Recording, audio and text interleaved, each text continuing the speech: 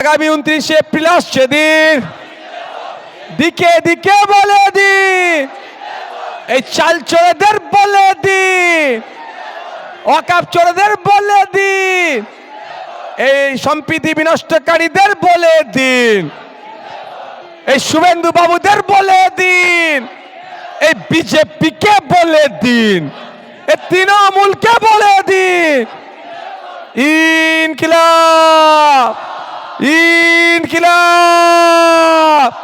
আগামী 29 এপ্রিল আসছে দিন, এই দেগঙ্গার মানুষকে বলে দিন, 84 মানুষকে বলে দিন, এই মা বোনেদের বলে দিন, এই কৃষকদের বলে দিন, শ্রমিকদের বলে দিন, দিকে দিকে বলে দিন,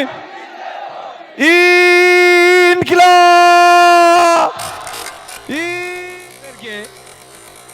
যে আপনারা ইন্ডিয়ান সেকুলার ফ্রন্টের প্রার্থী আমাদের মিন্টু শাহাজি ভাইকে বিধানসভায় পাঠাবেন, তার মানসিক প্রস্তুতি নিয়ে আমি 3 নম্বর মিটিংয়ে এসেছি। যত মিটিং বাড়ছে জনসংখ্যাও তত আপনারা বাড়াচ্ছেন।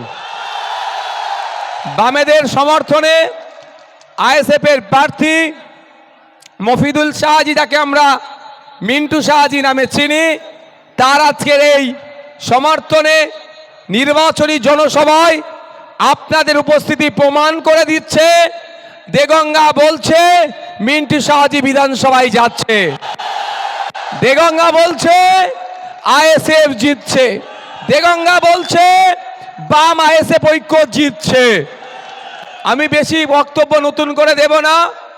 গত কদিন আগেই অভিষেক ব্যানার্জির ভাইপো তথা মমতা ব্যানার্জির ভাইপো তথা অভিষেক বাবু এসে আমার সিকিউরিটি নিয়ে কটা কথা বলেছে।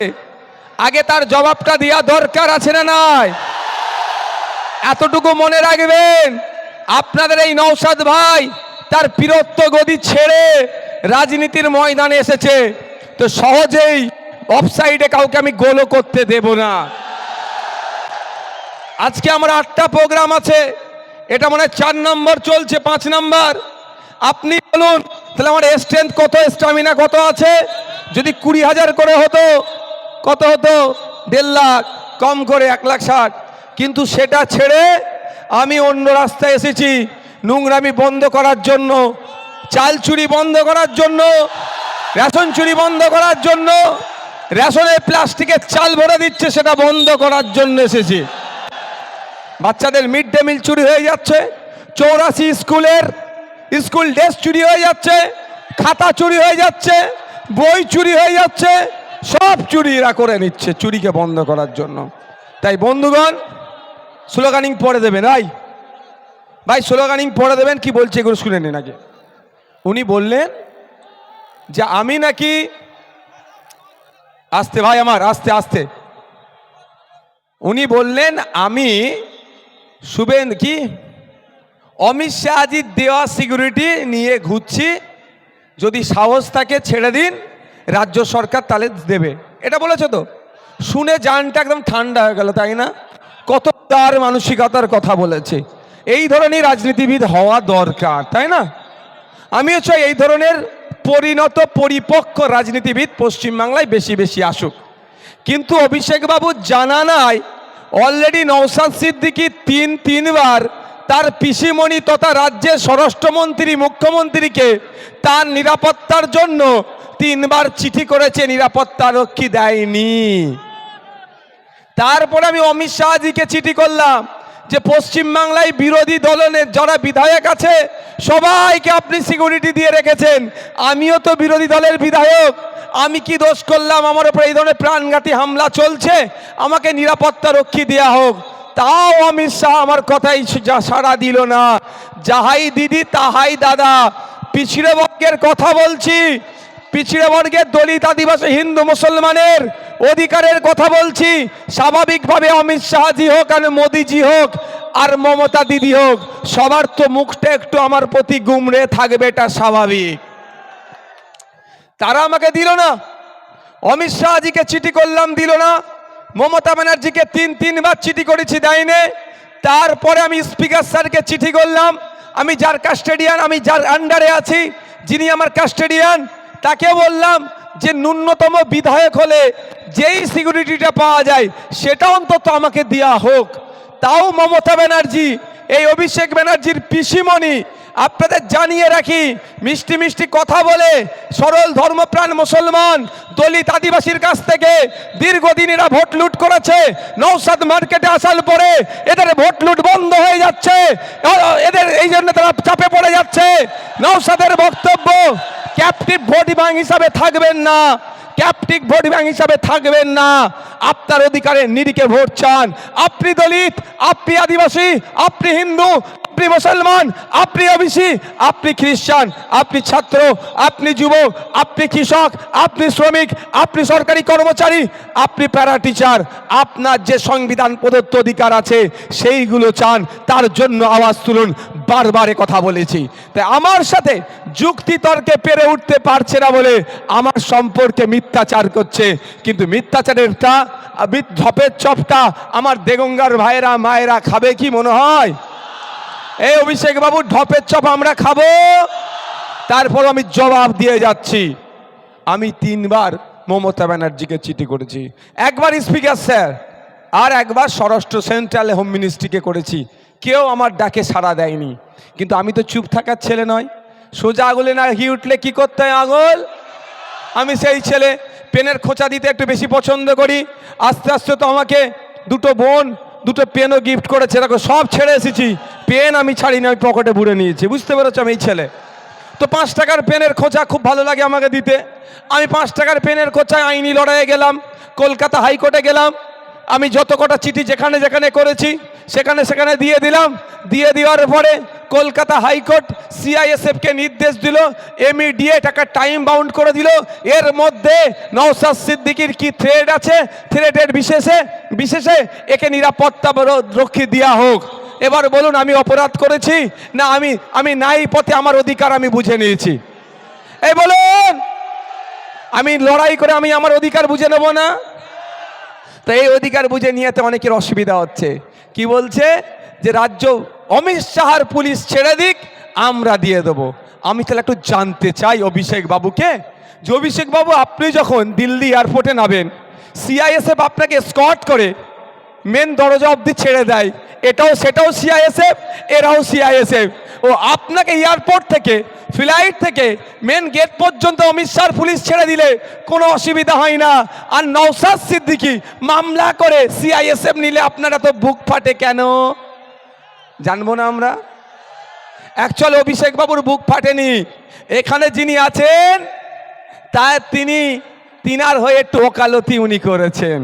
এই জন্যই যে দেখছে দেগঙ্গা বেরিয়ে গিয়েছে হাত থেকে, যদি একটু মানুষকে ভুল বুঝিয়ে কিছু ভোট ফিরিয়ে আনতে পারি, অতটি সহজ নয়।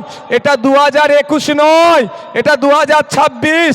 2021-এ অনেক কটা ইকুয়েশন ছিল, তখন সিংহ চিহ্ন দাঁড় করিয়ে দিয়ে কনফিউজ ক্রিয়েট করে দিয়েছিল। ওই জন্য আমরা এই সিটটাতে লস করেছিলাম, অস্বীকার করার জায়গা নয়। অনেক কটা ইকুয়েশনের মধ্যে একটা ইকুয়েশন ছিল, আর একটা কি ছিল? বিজেপি চলে আসবে, বিজেপি চলে আসবে, এই গল্প শুনিয়েছিল। এই নির্বাচনে আর বাইনারি তৈরি করতে পারছে না। আর এইবারে একটা বড় বৈশিষ্ট্য আছে, একজন বর্ষিয়ান নেতাকে আমরা প্রার্থী করেছি। গতবারেরটাও ভালো ছিল, কিন্তু এটা বর্ষিয়ান একজন পরিপক্ক রাজনীতিবিদ। কোথায় কোথায় কোন সুইচে কি কাজ করতে হবে, কোন কাঁটা কিভাবে তুলতে হবে, কোন নেট কোন কাঁচিতে কাটতে হবে, কোন জায়গায় লিকোপ্লাস দিতে হবে, সব ভালো করে জেনে বসে আছে। সুতরাং আর ঘোক নাই। সেই জন্য আপনাদেরকে একটু ভুল বুঝাতে চাইছে। আমি আপনাদের বলি, আপনাদের জেনে রাখা দরকার। আমার জানার মধ্যে যদি ভুল হয়, আশা করছি অভিষেক বাবু পরের বক্তব্যে আমার ভুলটা শুধরে দেবে। এডুকেশন হ্যাজ নো এন্ড, শিক্ষার কোনো শেষ নাই। আমার জানার গাড়িতে ভুল থাকতে পারে, যদি থাকে অভিষেক বাবু পরের বক্তব্যে কি করবে, আমার ভুলটা শুধরে দেবে। কি? দিল্লি এয়ারপোর্ট থেকে বার হলেন, পার্লামেন্ট গেলেন, আপনার বাসভবনে গেলেন, আপনার নিরাপত্তাটা কে দেয়? বাংলার police, West Bengal police, Calcutta police না ব্যারাকপুর কমিশনারেটের পুলিশ দেয়? কে দেয়? দিল্লি পুলিশ দেয়। দিল্লি পুলিশ কার আন্ডারে? সিআইএসএফ যার আন্ডারে, দিল্লি পুলিশও তার আন্ডারের, তথা অমিত শাহজির আন্ডারে। দিল্লিতে গিয়ে আপনি দিল্লি পুলিশের নিরাপত্তা নেবেন, তখন কোনো অসুবিধা নাই, তখন খুব ভালো লাগে। আর নওশাদ সিদ্দিকীর ওপরে প্রাণঘাতী হামলা আপনারা চালাচ্ছেন, তাহলে সেখানে নওশাদ সিদ্দিকী আর লড়াই করে, আইনি লড়াই করে নিরাপত্তা রক্ষী দিলে এত কেন অসুবিধা হয় আপনাদের? এই প্রশ্ন করবেন না? তাহলে ক্লিয়ার মেসেজ? মেসেজ ক্লিয়ার তো? তাহলে কেউ যদি বলে অমিত শাহজির পুলিশ ছেড়ে দিতে, বা কেন অমিত শাহজির পুলিশ নিয়ে ঘুরছে, উত্তর দিতে পারবেন? এরপরে একটা প্রশ্ন থাকছে, উনি বলেছেন অমিত শাহজির পুলিশ কি ছেড়ে দেওয়ার কথা। হ্যাঁ, আমি অমিত শাহজির পুলিশ তো নয়, এটা দেশের পুলিশ। কি? এটা দেশের পুলিশ, দেশের ফোর্স, সেন্ট্রাল রিজার্ভ আর্মস ফোর্সেসের মধ্যে এরা একজন। তাই এটা দেশের ফোর্স। তারপরেও বলছি, আপনি বলুন, আর এরপর থেকে যখন দিল্লি যাবেন, এয়ারপোর্টে ফ্লাইট থেকে নেবে, পার্লামেন্ট হাউস বলুন আর আপনার বাসভবন বলুন, বা আপনি যেখানে থাকেন সেইখান পর্যন্ত আপনি কথা দেন দিল্লি পুলিশকে নেবেন না। আমিও কথা দিচ্ছি, বিনা সিকিউরিটিতে আমিও ঘুরবো। কি বলছি বুঝে আসছে? উনি দিল্লিতে গিয়ে অমিত শাহর পুলিশ নেবে, সেখানে অসুবিধা নাই। আর নওশাদ এখানে মামলা করে দেশের পুলিশ নেবে, ওনার ওই জন্য বুক ফেটে যায়। কি বলছি বুঝে আসছে? এগুলো আপনাকে মাইন্ডকে ডাইভার্ট করতে চাইছে। আমরা মাইন্ড সেট আপ করে নিয়েছি তো। ইভিএম মেশিনের ক নম্বরে? আবার দেখান তো আপনারা, দুটো হাত তুলে 7 নম্বর কেমন করে? 7 নম্বর তো মা, ইভিএম মেশিনের মাইন্ড সেট আপ হয়ে গেছে। এতটাও বলে যাচ্ছি, গুন্ডা মস্তান লাগিয়ে ভাবছে ভোট লুট করবে না, ও দিন গুজার গিয়া, ও দিন গুজার গিয়া। একটা ভোট চুরি হবে না। আর যে ভোট চুরি করতে আসবে, গণতান্ত্রিক প্রক্রিয়ায় তার চুরিটা বন্ধ আমরা করব। আমি শুনছিলাম, সত্য মিথ্যা জানি না, ফেসবুকে একটা পোস্ট দেখেছি, পোস্টটা নিয়ে আলোচনা করব। আমি কিন্তু তথ্য ছাড়া কথা বলি না, আপনারা জানেন। ঝোঁকে এসে গেল বলে বলছি। আপনারা যদি বলতে পারেন বলবো, এটা আমার দোষ নয়, দোষ হলে আপনাদের হবে। একজন ফেসবুকে লিখেছে, 16 কোটি টাকা দিয়ে যিনি প্রার্থী হন, তিনি ভোটে জিতলে কিভাবে শোষণ করবে। বুঝে আসছে কার কথা বলছে? তাহলে উনি যদি 16 কোটি টাকা শুধু প্রার্থী হওয়ার জন্য দেন, জিতার জন্য আরও 16 কোটি টাকা খরচ করবে নিশ্চিতভাবে। 32 কোটি টাকা যদি খরচ করে, 10 টাইমস যদি লাভ করে, 320 কোটি টাকা তুলবে। ব্যবসায়ী, ব্যবসায়ী তো নাকি ভাই? এবার কেমন বৈধ ব্যবসা অবৈধ ব্যবসা আমি জানি না ভাই, ও আইন জানে, কিন্তু ব্যবসায়ী তো। তাই 10 টাইমস যদি লাভ তৈরি করতে চাই, 320 কোটি টাকা কোথা থেকে আসবে বলুন? আপনার আমার কাছ থেকে তুলবে। কিভাবে তুলবে? আপনার এলাকার ঢালাই রাস্তা 8 ফুটের 6 ফুট করে দেবে, বালি পাথর সিমেন্ট ভাগ কমিয়ে দেবে, আর 6 ইঞ্চি গেজ 4 ইঞ্চি গেজ করে দেবে। ক্ষতি আপনার হবে।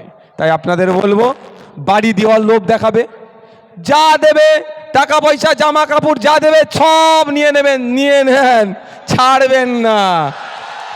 মাথায় থাকবে, ছাড়াছাড়ির কোনো জায়গা নাই। যা পাবেন সব নিয়ে নেবেন। ভোটটা ইভিএম মেশিনের 29 তারিখ সকালে যে চুপচাপ খামে ছাপ দিয়ে দেবেন। শুধু এটা নয়, লোক এখন ওনাকে ভাড়া করতে হচ্ছে। আমার কাছে খবর আছে 500 টাকায় আর কেউ ভাড়া কাটতে চাইছে না। তা আপনাদেরও বলছি, যদি 1000 টাকার অফার আসে ছাড়বেন না, চক্কর মেরে দেবেন ভোটটা। আরে আমি আমার কথা বলছি, ভাঙড়ের কথা, ভাঙড়ের কথা। ও আমার ছেলেদের মানে শুভাকাঙ্ক্ষী নিয়ে গেছে, অমুক সাহেবের বক্তব্য চলছে, আস্তে আস্তে বাবু বসো, অমুক সাহেবের বক্তব্য চলছে, ও মোবাইলের ডিসপ্লে খুলে অন্যকে ভিডিও দেখাচ্ছে, তার ডিপিতে আমার ছবি লাগানো আছে। ওই বলেছি ছাড়বে না। 300 টাকা যদি রোজের বদলে 500 টাকা পাও 2 ঘন্টার জন্য, কেন ছাড়বে? আমি বলছি অফার গ্রহণ করে নাও, ভোটটা কিন্তু আমাকে দিতে হবে খাম চিহ্নকে।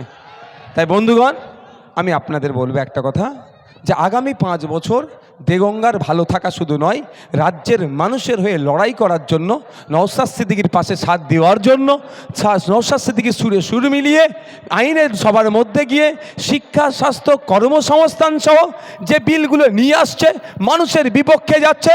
যেমন আপনার ওয়াকফ সংশোধনী আইন থেকে শুরু করে বিভিন্ন আইন, ফরেস্ট রাইট অ্যাক্টকে অ্যামেন্ডমেন্ট করে যেভাবে মানুষের অধিকার কেড়ে নিচ্ছে, তার বিরুদ্ধে লড়াই করার জন্য আমার পাশে একজনকে সাথে দেবেন তো নাকি? দেবেন তো নাকি? আগের দিনে হিসাব দিয়েছিলাম 1 লাখ পার। আমি এটা বলবো না, এখানে ভিড়টা। আমি আজকে দেগঙ্গা থেকে, দেগঙ্গার ও মাথা থেকে বেড়াচ্ছা শুরু করলাম। কোথা থেকে?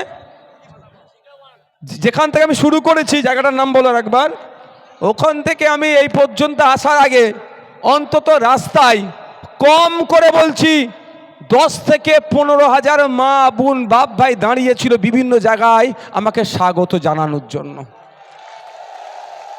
কার খেয়ে দিয়ে ভাই কাজ আছে, সন্ধ্যেবেলা কাজ ছেড়ে দিয়ে রাস্তায় দাঁড়িয়ে থাকবে, ভাইজান আসছে তাকে একটু ফুল দেবো, নিশ্চিতভাবে সে ভোটটা দেবে বলেই তো দাঁড়িয়ে আছে। ওই দিনকে 1 লাখ বলেছিলাম ভোট পাচ্ছি, এই 15,000, 1,15,000 এমনি হয়ে গেল। আর এটা অ্যাড করে নেন, 1.5 লাখ পারতো, 1.5 লাখ পারতো। তা গল্প শেষ তো? গল্প শেষ করে দিয়েছে, খেল খতম করে দিয়েছে আমাদের মফিজুল সাহেব। এবার আপনাদের শুধু কাজ হবে 29 তারিখ সকাল সকাল গিয়ে ইভিএম মেশিনের 7 নম্বর বোতামটা টিপবেন, আপনাদের কাজ হবে। তারপরে ওই বলে নাকি গণনা কেন্দ্রে বুঝে নেব।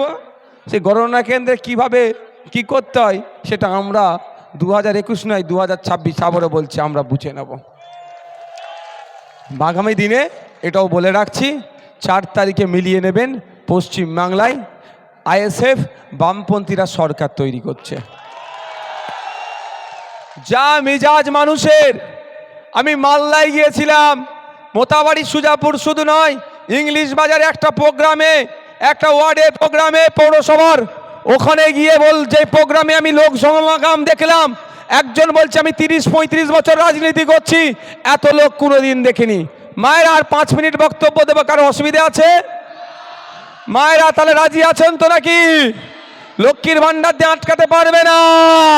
চাই মায়ের ছেলের চাকরি, লক্ষ্মীর ভান্ডার নয়, চাই মায়ের মেয়ের চাকরি এবং স্বচ্ছতার সাথে চাকরি। চাকরির জন্য 15 লাখ ঘুষ লাখ চলবে না, তাই তো নাকি মা?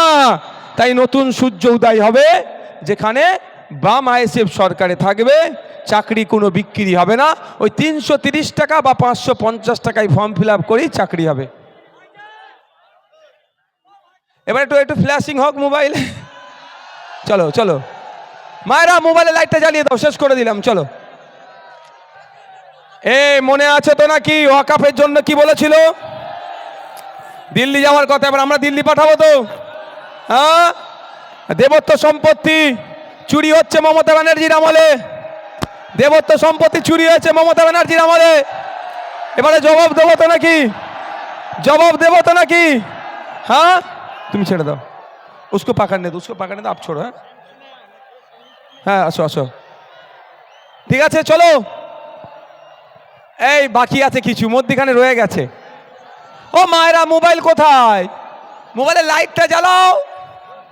ইনকিলাব, ইনকিলাব। পেছন দিকে আছে, হ্যাঁ পেছন দিকে সব আছে। ইন্ডিয়ান সেকুলার ফ্রন্ট, বাম আইএসএফ ঐক্য, বাম আইএসএফ ঐক্য।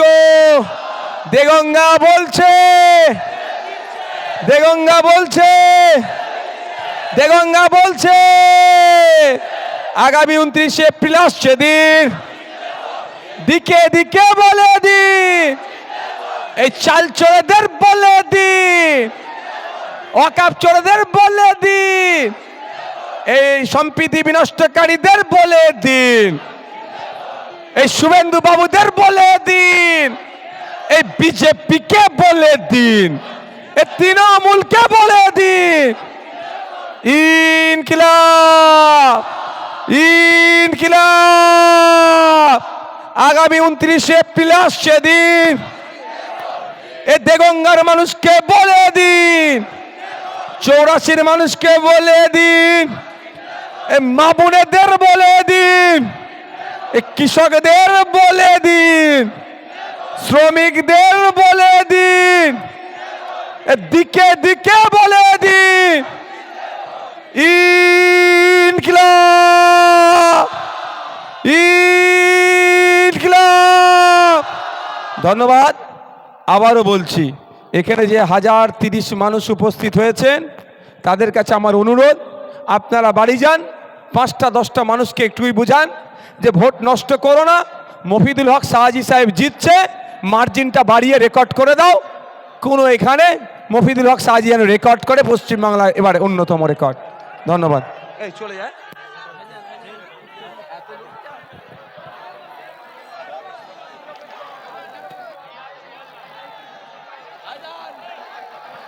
আচ্ছা, একটা কথা ভাই, একটা কথা, আর একটা মিনিট ভাই, চুপ করো ভাই। আমার ফুরফুরা শরীফের পীর আল্লামা ইসমাইল সিদ্দিকী চাচাজান হুজুরের একটা বক্তব্য আপনারা শুনেছেন, তাই না? তিনি আমাদের পীর মোর্শেদ, তাদের জুতো আমরা মাথায় করে নিয়ে চলি, কোনো সন্দেহ আছে?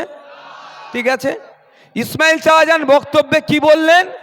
তাকে একজন ফোন করে বলেছে আপনার ভাইপো অমুকের সাথে যোগাযোগ করছে। ভালো করে বোঝেন, তাকে একজন ফোন করেছিলেন। সেই লোকটা কতটা সত্য কথা বলেছে এটাই হচ্ছে প্রশ্ন। চাচাজান নিজের চোখে আমাকে দেখেনি, আমি শুভেন্দুবাবুর সাথে মিটিং করছি। চাচাজানকে মধ্যিখানে একজন কেউ বলেছে, এই মধ্যিখানে যিনি বলেছেন, চাচাজানকে যিনি বলেছেন, সম্পূর্ণ অসত্য মিথ্যা কথা বলে আমাদের পরিবারের মধ্যে একটা বিভাদ লাগাতে চাইছেন। আমি আপনাদের 2-3টে তার প্রমাণ দিচ্ছি। প্রথম কথা, এই নওশাদ সিদ্দিকী যেখানে যেখানে যায়, ঘর থেকে বার হয়ে বড় দরবারে একটু চা খেতে বসে আপনারা দেখেন তো অনেক সময়, ওটাও CISF এর জিডি করতে না আপলোক কে বলতে জিডিতে ওখানে লেখা থাকে যে পিপি বলে, আমাদেরকে পিপি বলে, পিপি বাড়ির বাইরে বার হলো, অমুক জায়গায় গিয়ে বসলো, অমুক জায়গায় গেল, রাতের দিকে যদি কোনো হোটেলে খেতে যায় সেটাও ওরা জিডি করে যে অমুক হোটেলে খেতে গেল বা অমুক জায়গায় খেতে গেল। আমি তাহলে এখানে একটা চ্যালেঞ্জ করে যাচ্ছি, বুকে বল আছে বলে তো চ্যালেঞ্জ করছি রে ভাই। নিশ্চিতভাবে যে বলছে শুভেন্দুর সাথে নাকি নওশাদ কথা বলেছে, তার তারিখটাও মনে আছে। একটা RTI করুক। CISF এর SSGর হেডকোয়ার্টার হচ্ছে নয়ডাতে একটা RTI করুক, অমুক তারিখটা উল্লেখ করে নওশাদ সিদ্দিকীর অমুক তারিখের মুভমেন্টটা আমাকে দেয়া হোক। কি বললাম? বুঝে আসছে? তাহলে আমি যদি শেরে পাঞ্জাবে যাই, ওরা লিখে রাখবে অন্তত শেরে পাঞ্জাব হোটেল। বুঝে আসছে কি বলছি ভাই? আমি আবারও বলছি, আমার মাথা মোদি মমতার কাছে বন্ধক দিইনি রে ভাই। আমি ওই জন্য মোদির নিয়ে আসা আইন ওয়াকফকে আটকে দিয়েছি, আর দিদির দ্বিচারিতার বিরুদ্ধে আমি লড়াই করছি। তাহলে ক্লিয়ার মেসেজ ক্লিয়ার তো? তাহলে উনি RTI করুক, যে কেউ RTI করুক, ওই তারিখটা ধরে, ওই তারিখে নওশাদ সিদ্দিকী কোথায় কোথায় ছিল। বাড়ি থেকে বার হলে ওরা লেখে বাড়ির বাইরে গিয়েছে, প্রোগ্রামে লিখলে অমুক প্রোগ্রামে গিয়েছে, কোনো জায়গায় খেতে গেলে সেই কোন জায়গায় খেতে যাচ্ছি সেটা উল্লেখ করে জিডি হয়। তাহলে আমি যদি শেরে পাঞ্জাব এদেরকে বলি খেতে যাচ্ছি বলে গিয়ে কারোর সাথে গুজগুজ করি, অন্তত এরা এদের জিডিতে শেরে পাঞ্জাব হোটেল লিখে রাখবে তো? হ্যাঁ, শেরে পাঞ্জাব হোটেল লিখে রাখবে তো? তাহলে ধরা পড়ে যাব আমি। আর একটা কথা বলবো, আমি অত কাঁচা খেলাড়ি নয়, আমি বোকা ওই রকম, আমি বোকা চালাক নয়। আমি যাওয়া মানে 3খানা গাড়ি যাবে, শুভেন্দুবাবু আসা মানে 6খানা গাড়ি, 9খানা গাড়ি যদি রাস্তায় লাগানো থাকে, আর আমাকে পশ্চিমবাংলার খুব কম মানুষ আছে যে চেনে না, তাই না? শত্রু বন্ধু সবার কথা বলছি, তাহলে আমি কি বোকামু করতে ওখানে গুতোগুতি করতে যাব?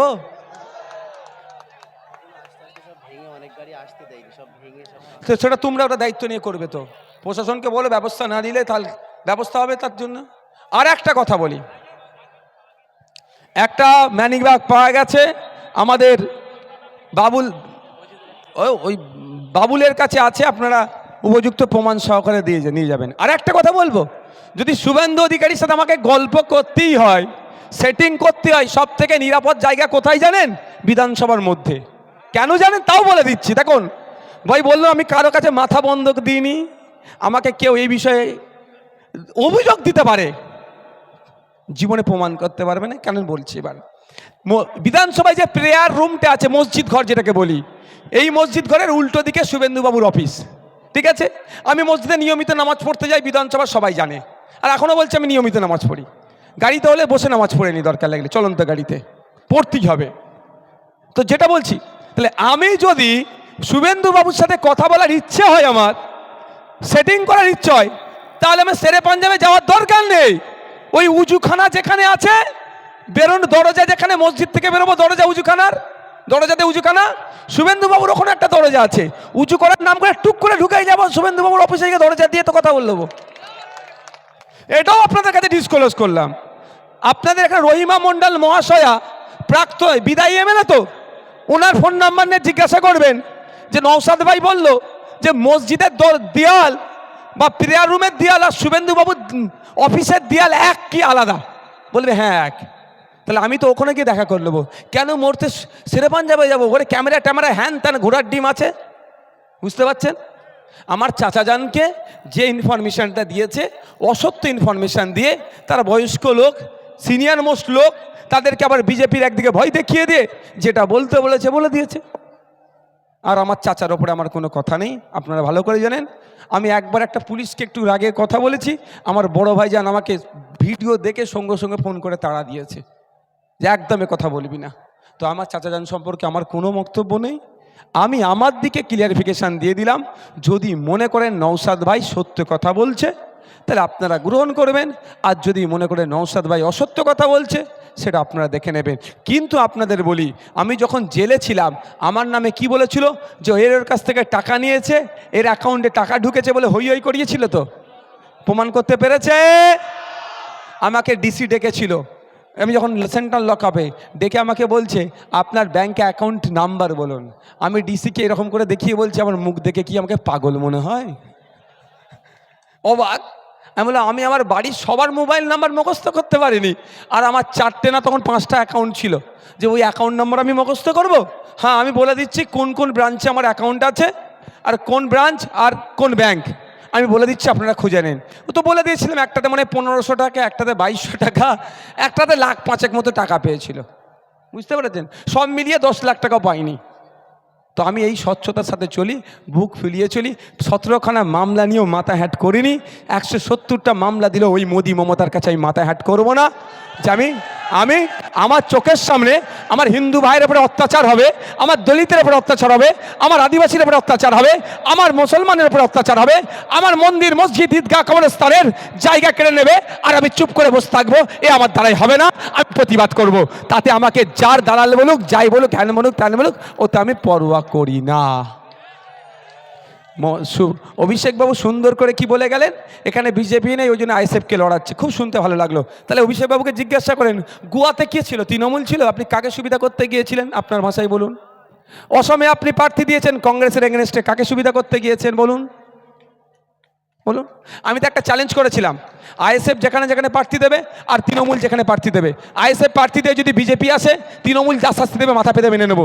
আর তৃণমূল যেখানে প্রার্থী দেবে, ওখানে যদি বিজেপি আসে, আইএসএফ যা শাস্তি দেবে মাথা পেতে মেনে নিতে হবে। চ্যালেঞ্জ গ্রহণ করেনি কেন? যাক, সকলে ভালো থাকবে। কারো কথায় আপনারা ভুল বুঝবেন না, এইটুকু বিশ্বাস করেন তো? কার ভাই বলুন তো? কার ভাই? এইটুকু মনে রাখবেন, আব্বাস সিদ্দিকীর ভাই। আব্বাস সিদ্দিকীর ভাই হয়েও বলছি, যদি আব্বাস সিদ্দিকীর ভাই ভুল করে, আব্বাস সিদ্দিকী কিন্তু তার ভাইকেও ছাড়বে না, এটাকে মাথায় রাখবেন। আর আপনারা কাকে দেখে আমাকে ভালোবাসছেন? হ্যাঁ, ভাইজানকে দেখে তো? ভাইজানের প্রতি এই ভরসা আছে তো? জানবেন, নওশাদ যদি ভুল করে, তাকেও আব্বাস সিদ্দিকী ছাড়বে না। এই ধরনের ন্যায়ের পথে উনি থাকেন। ধন্যবাদ।